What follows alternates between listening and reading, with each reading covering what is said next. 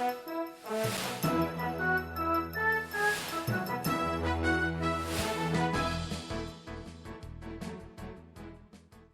now, let's start with Mr. Ken Thompson. Mr. Ken Thompson is the Chief Executive Officer of Dalex Finance. It's right here, Accra, Adabraka.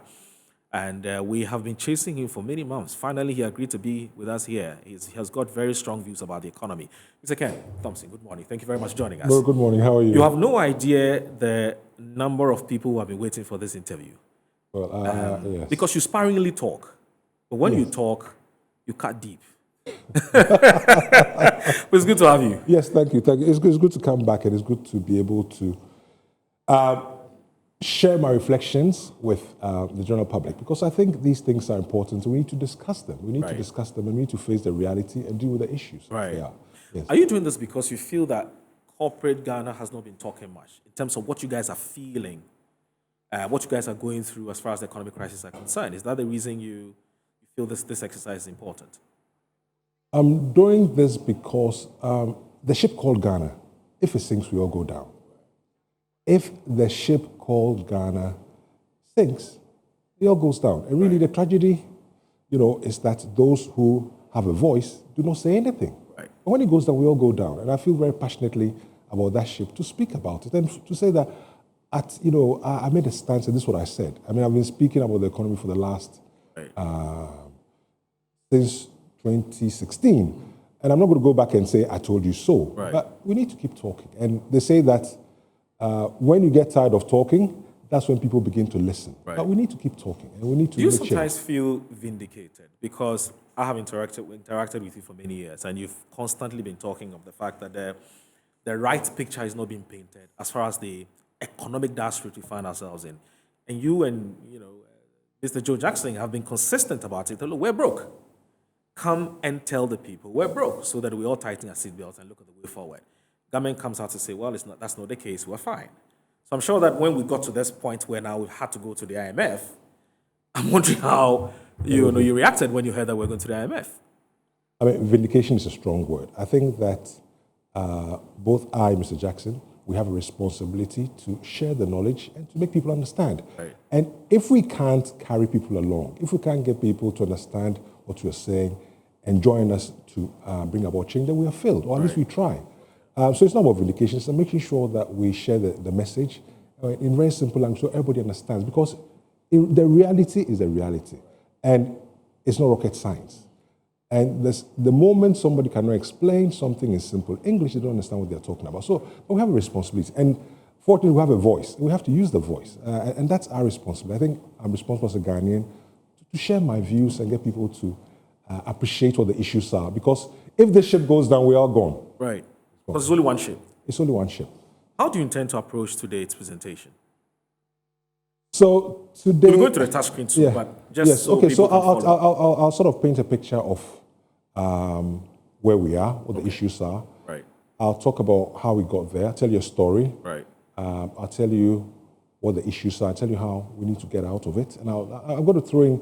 I'm going to come up with real issues that we have to address. Okay. And I'm going to show very clearly that the issue with Ghana is not a third party, it's us. Right. And that ship called Ghana, we're capable of salvaging it. So I see. That's what I'm going to do. So I'm going to start with what the issues are. And, we all go to the market. We all go to the market.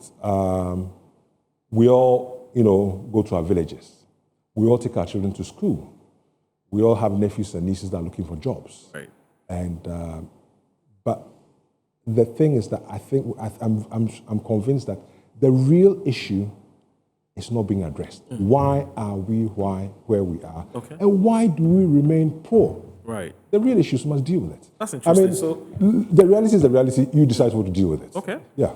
So Mr. Ken Thompson will deal with the real issues about the economy. And so he'll be going to the touch screen shortly, ably assisted by his lieutenants. I don't have the permission to mention their names, but he will do a touch screen analysis of the current state of the economy, how we got here, and what we need to do going forward. So, Mr. Ken Thompson, the screen is all yours. It's all yours. Now, let me share, whilst he approaches the screen, let me share the WhatsApp number, because some of you are already sending me WhatsApp messages asking for the WhatsApp number. Pardon me for that, because I should have shared that from the beginning. So here we go with the WhatsApp line.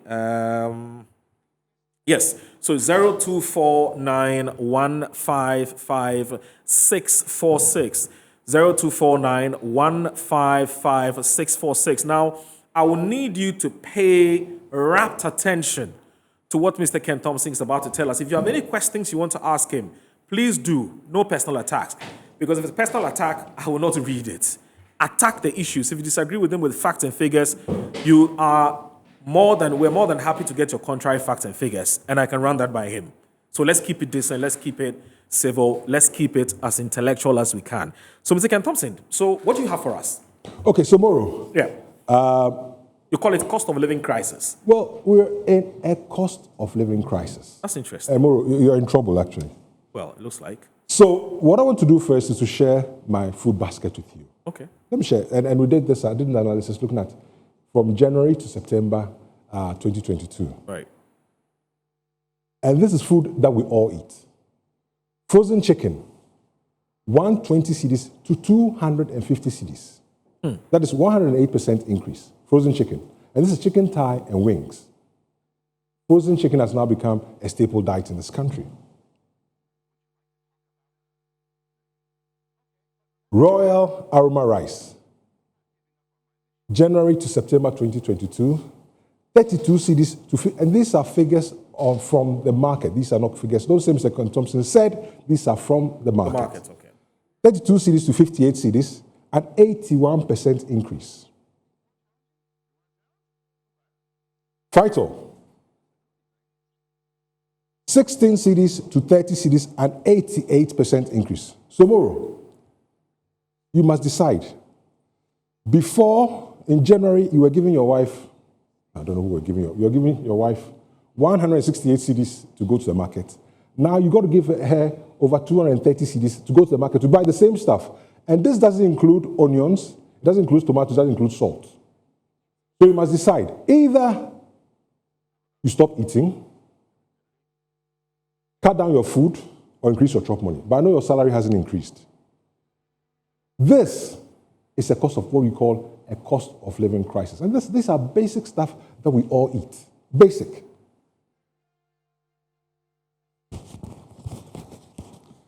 The children are the future. That's what we say. The children are the future of this country. If you're an adult, you may decide that you will not. You decide that you go to the nearest bush and get some neem tree. If you're a child, you don't have that flexibility. You have to actually buy the drugs. And I've got to share with you some numbers with basic medication. Basic. Gen M syrup, 15 cedis to 35 cedis. 133% increase. Gen M, malaria. Simple medication. Calpol. Calpol is one thing that the kids use, by the bucket. As soon as you have a temperature, say go and buy Calpol.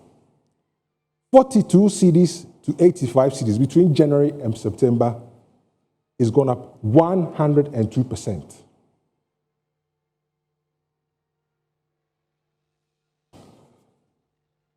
Amoxiclav. Between January and September 2022, it's gone from 30 cedis to 50 cedis. 67% increase. Moro, if you are married, you give chop money, and you have a child, you are in trouble. For young people, you are in trouble. And if this is not a cost of living crisis, I don't know what it is. The CD, well, let's see what is done. In the last 30 days, it's lost 25% of its value. And we are a nation of shopkeepers and report everything. So you know what that means? It means that price have gone up. Yes. Ghana is a nation of shopkeepers.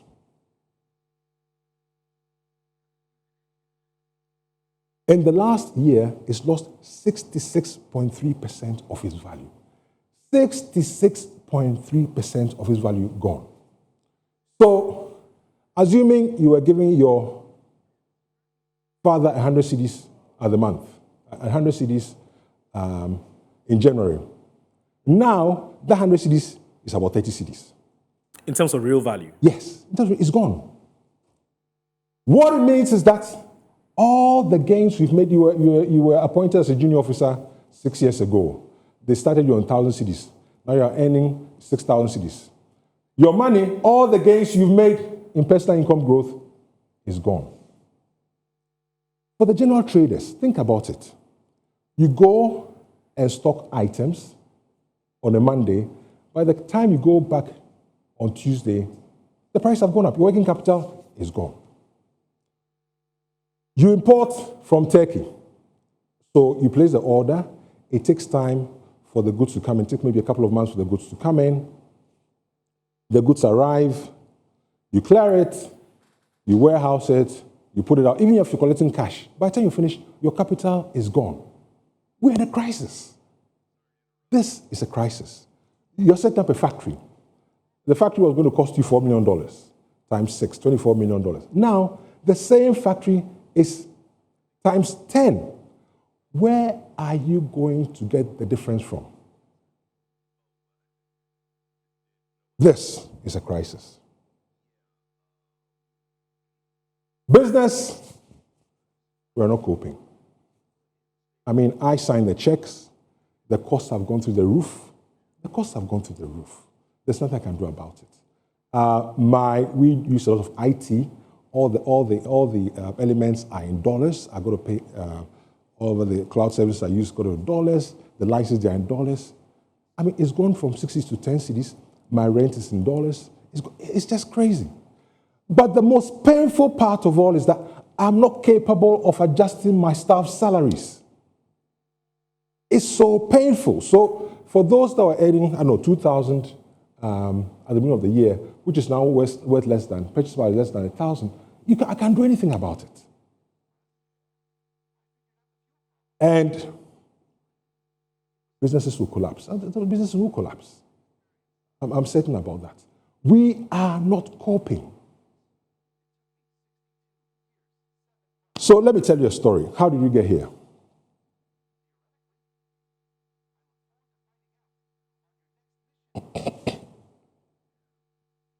In 2015, we're in an IMF program. We went into an IMF program.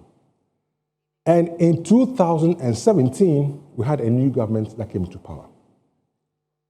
What the government decided to do was that it was going to apply the principles of smart borrowing that had been applied previously. So what they said is that you foreigners, give us dollars and take CD debt.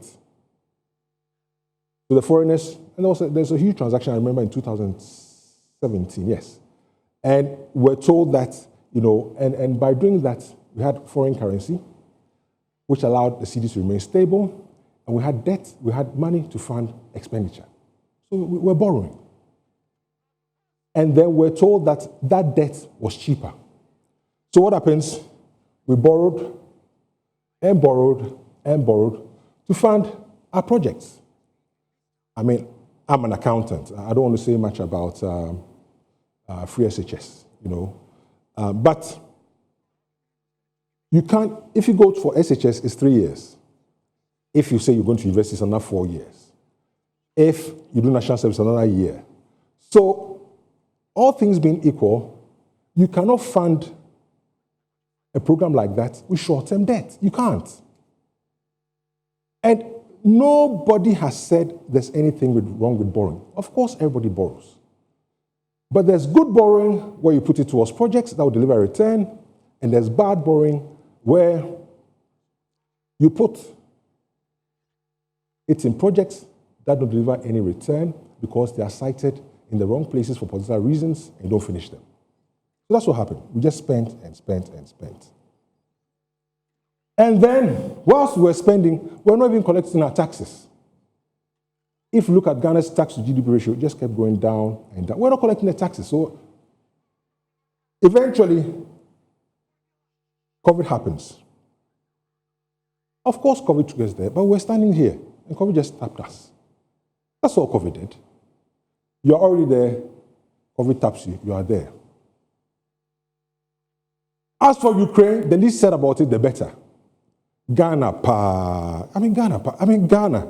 You know, there's a fancy proverb that my mother used to use a lot. Also, Kitso Izimoko. The Kitso Izimoko, Achir Itu Fufri. Kitso Izimoko, Achir Itu Fufri. So, the translation is that the lizard eats pepper and it's the frog that is sweating. I mean, even these Ukraine people, their currency hasn't collapsed as much as we have. And they are receiving the bombs. Ghana, no. So, what happens? At the beginning of the year, our debt is downgraded. Your debt is downgraded because people think that you probably don't have the capacity to pay it. It's downgraded. This results in a loss of confidence, and the money starts to fly out. You see, because the money that we received, they gave us the money and took city debt. They are investors, portfolio investors. Those monies are not invested in factories. Those monies are invested based on the underlying economic conditions. If they think that conditions are not right, they go. That's what happened. So the money starts to fly out. The CD captures fire. The CD captures fire. Inflation goes to the roof. And interest rates climb. I mean, consider yourself as a business or somebody who has a mortgage. You're in trouble. Suddenly, your mortgage repayment is bigger than your salary. Suddenly, as a business, I can't borrow. And even if I have debts, I can't pay. Because overnight, my debt has more than doubled. It has more than doubled. So now, we go to the IMF, you know, and we're saying, you know, Ghana, we've come again. Because in the past 65 years, we've been, on average, every 4 years, we go. And think about it. The IMF, we've just gone, you know, the money that IMF will give us, it will solve our problems. They'll give us small, so people get confidence and they'll do business with us. So we've gone and said, Sister Georgieva, it's Georgieva, isn't it? The IMF. Yeah. Yes, Sister Georgieva. IMF boss. And this time we've done it again. We spent more than we earn. We have too much debt, so we want you to come and support us. And Sister Georgieva, that's all it's going to do. And he says, okay, you Ghanaians, I know that you're very intelligent. You are very intelligent people. Bring your own plans, and I'll pour anointing oil on it. That's all they're saying. The IMF is not imposing conditions on us.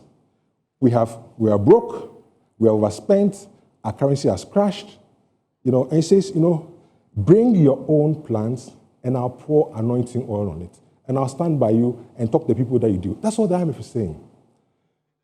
And so far as I'm concerned, the IMF Ghana is a concert party.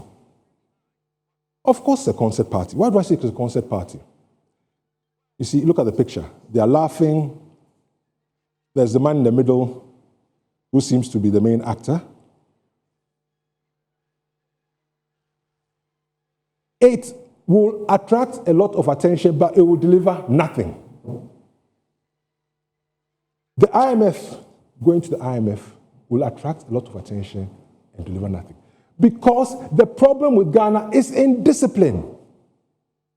We are indisciplined. And there's something I'd like to share with you. A quote, let me share a quote with you. It says, we must all suffer from one of two pains, the pain of discipline or the pain of regret. The difference is discipline weighs ounces while regret weighs tons. Jim Rohn, entrepreneur, author, motivational speaker.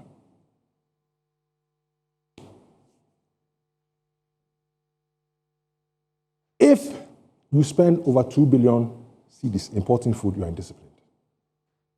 If you take loans for projects, you don't finish the projects and you abandon them, you are indisciplined. If you take money for projects and you divert them, you are indisciplined. If you pollute your water bodies to the extent that at some point you may have to import water, you are indisciplined and you suffer the pain of regret. If your child doesn't have a job, it's the pain of regret. If you spend over 70% of your income on food, transport, and rent, it's the pain of regret. And we'll suffer the pain of regret because we are indisciplined. We spend more than we earn, and we consistently spend more than we earn. We do projects, we don't finish them. We take loans, and we divert the money. We're indisciplined.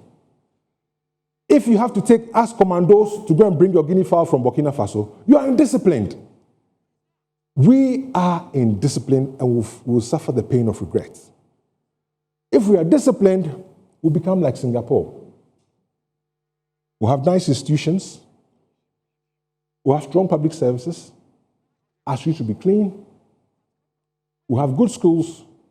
When our children go to school, they'll have more than one meal a day. And the infrastructure will befit the infrastructure of a country which is disciplined.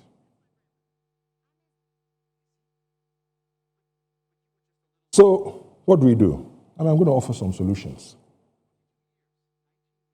And these are really,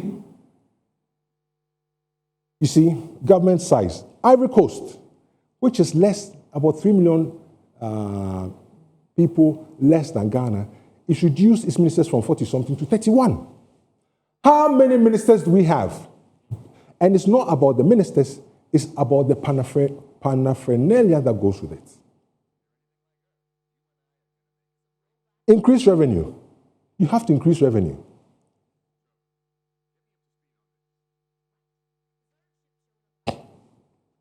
These are all standard. I mean, with the SOEs, during the week, I saw an article in the paper that some SOE had made 1 and something million cedis profit.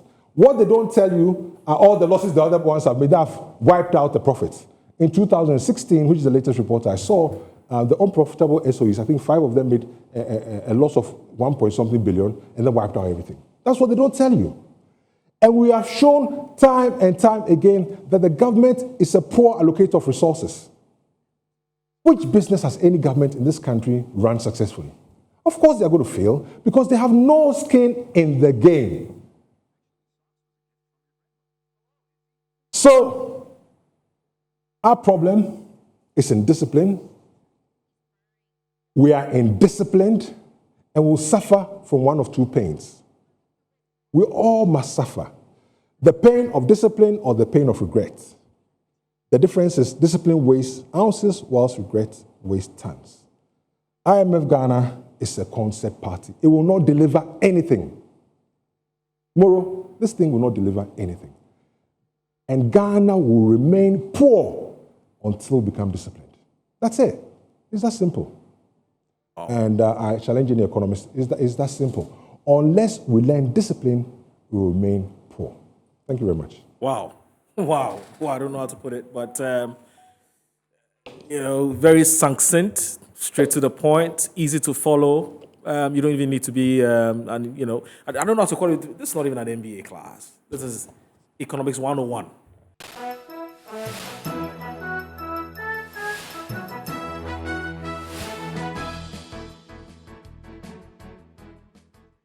All right, welcome back. This is Inside Pages on Metro Television. I hope you enjoyed that presentation by Mr. Ken Thompson. Mr. Ken Thompson did a touchscreen analysis on Ghana's economy. He dissected it and did a lot of good to Ghana's economy in terms of where we are coming from and where we are and what we need to do going forward. Now, tons of messages have come through.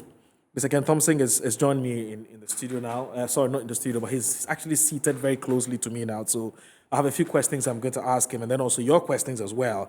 And then he will take leave of us because he doesn't have a lot of time to spare with us. Now, this one here, Mr. Ken Thompson, he said Mr. Thompson has, for the past 5 to 6 years, been speaking, warning this government, but they won't listen, and finally we are all in the ditch. To me, he has said all he needs to say. Those who have to listen Those who are to listen have refused to listen. Please, how do we access this data? Uncle Thompson displayed. Stephen from Fearmore, I don't know where that is. I believe somewhere in the upper region. This one, Eugene from Cape Coast, said the sad news is government is now competing with the private sector for internal funds, making the cost of borrowing very expensive for business and individual Ghanaian. I anticipate government may not be able to pay internal debts in the future. Inflation may hit approximately 4.2% by end of December 2022. Eugene from Cape Coast sent that. Michael Abori from Bolukatanga says, good morning, Metro TV. The presentation by the CEO is the actual fact happening in Ghana, considering the daily sharp rises in prices of petrol, diesel, foodstuff, just name it. I rather think that the country is heading to a manhole. The government is very clueless in managing our scarce resources. Tofik in Kumasi says, good morning to you and your panelists. E-levy now applies to all amounts. I thought we were told we would be charged e-levy after the first 100 cities transfer. Good morning, I'm Sandra from Dansoman. Sandra from Dansoman says, hard truth told by Mr. Thompson. Government spends money on projects that citizens cannot benefit from. A typical example is the cathedral. While we struggle with beds in hospital, bad roads, and even lack of factories to process primary goods. Sorry. Well done, Mr. Thompson. Thank you for this insight. Long live Mr. Ken Thompson. From Prosper in Ho says, an excellent presentation.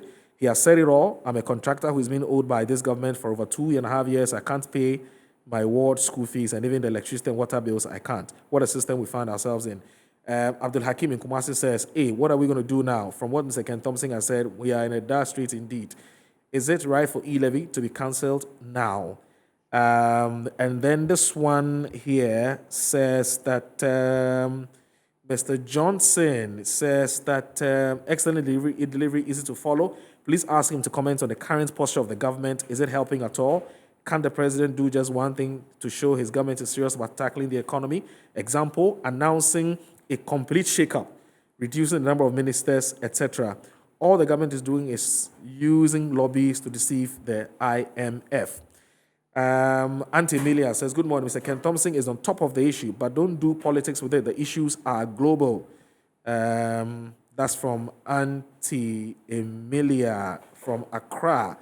This is good morning, Moro. Good morning to Ken. Please, if the IMF recognizes that we're intelligent and can bring our own program, why don't we do a collective consultation to come out with a good program rather than being political? That's from Isifu Seidu from Sapeligo.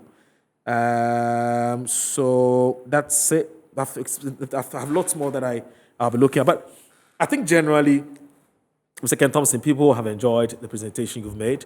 For the first time, as you can tell, people have gotten a better understanding of a clearer picture of the economy, how we got to where we are, and what we need to do going forward.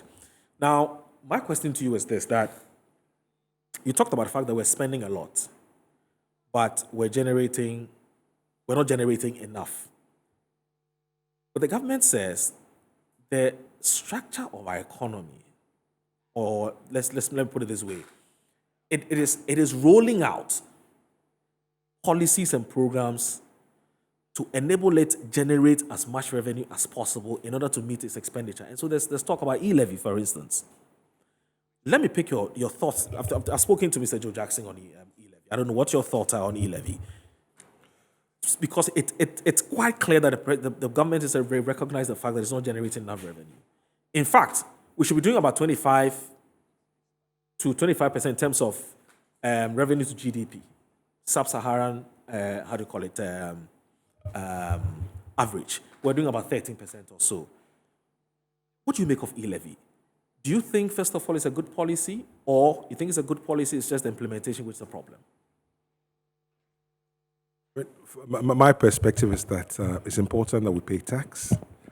It's important that we have, transparency on what the money is being used for. And my issue with e-levy is that, we have different kinds of taxes. We have corporation tax, we have property tax, we have capital gains tax, we have, personal income tax. And I think that the efforts should be spent in making sure that we deepen those taxes rather than introducing more taxes. That's not the issue. The issue is because we are indisciplined, we are not able to collect. So even if we introduced another 20 taxes, we'll still not be able to collect. We have corporation tax, we have personal income tax, we have VAT. During the week, I read something about VAT that if it was done properly, collect another 5 billion. Why don't you go and collect that? That's almost more than probably what we budgeted for e-levy. So that's my problem with e-levy. I don't think it was necessary. We should spend our efforts to collect taxes that the current legislation permits us to collect.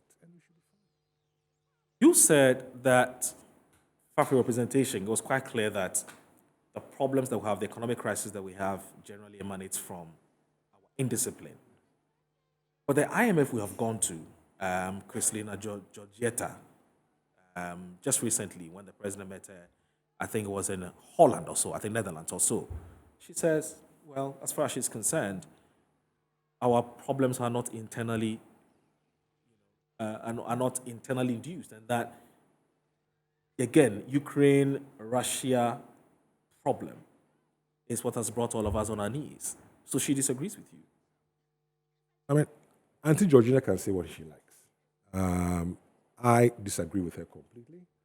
Because as far back as 2018, the public presentation, I said, stop borrowing, this is public, raise taxes. Of course, how it's not possible for her to say anything other than she said, because it's part of restoring confidence of investors. And this issue of spending more than we have, it's not this regime, we've been doing it forever. But Auntie Georgina can't say anything other than that. But what she has said is that you bring your own how you think you're going to solve the problem. This is what we think we can give you, and we'll pour anointing oil on it. That's all. And we have the stick to ensure that you do what you said you're going to do. That is all they're doing. But she can't say otherwise. See, that's interesting. I mean, she can't say otherwise. It's not possible. So you think it's more, she's just sounding more diplomatic? Well, she can speak for herself, but I disagree with her completely. All right. And I'm allowed to disagree with her. I disagree with her completely. We brought this upon ourselves. And I want to take the politics out of it. We didn't start yesterday. We brought it upon ourselves. Smart borrowing wasn't started in 2017. Smart borrowing started well before 2017. We'll borrow dollars. It's cheap. And we'll give you CDs. So, and that's funding your programs. You're funding your programs. And you are spending money on programs that generate no return. Go around the country. See the number of projects that have been abandoned. How do we think they were funded? From loans. So how are the loans going to be paid back? Of course, the only way is you're going to go south. I mean, hello, come on. I don't even want to talk about it. I think it's quite obvious. Go anywhere in this country. Even the remotest village, if you count the number of culverts that have been abandoned, where do we think the money came from? Loans. How are those loans going to be paid back? Where they contribute zero to productivity. Of course, you're going to run into a ditch. And you go, and Auntie Georgina says, okay, it's fine. You want me to support you? Of course, I have to support you. What is they supposed to do? Bring your own plan. I'll anoint it for you. That's all they're saying. But let's not complicate. That's quite interesting. I want to thank you very much for joining us this morning. It's been wonderful talking to you, Mr. Thank you, Thompson. That's how we structured my interaction with Ken Thompson today, which is he does his PowerPoint presentation. He does his task screen analysis and task screen presentation. Ask him a few questions based on. So what I've just summarized the WhatsApp messages you've sent to me, and I'm asking the questions that I've asked, and I'm sure that satisfies most of you who have asked the sent us WhatsApp messages. I want to thank you very much for joining us, Mr. Ken, it's always a pleasure having you. Keep up the good work. Thank you very much. Thank you very much.